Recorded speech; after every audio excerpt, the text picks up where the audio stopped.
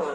আল্লামা ফরিদউদ্দীন আত্তার রাহমাতুল্লাহি আলাইহি মারফতের জগতে অনেক বড় সর্দার ছিলেন, অনেক বড় মুহাদ্দিস আলেম ছিলেন, অনেক বড় মুরব্বী ছিলেন তাসাউফের লাইনে।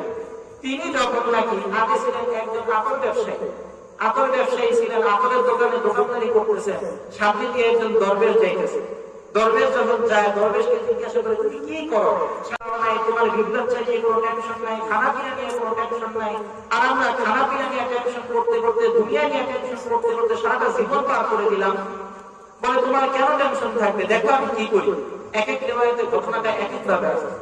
অতঃপর ওই দরবেশ যিনি নাকি ফরিদউদ্দীন আপনার সামনে নিয়ে যাচ্ছিলেন, ওই দরবেশ চাদরটা আস্তে করে মুড়ে দিয়ে শুয়ে পড়ল, আস্তে করে জানটা আল্লাহর কাছে চলে গেছে।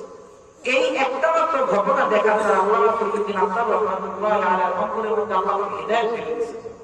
এই হিদায়াত ঢেলে দেওয়ার কারণে আল্লাহ পাক রব্বুল আলামিন তার দ্বারা বড় বড় খেদমত করেছে।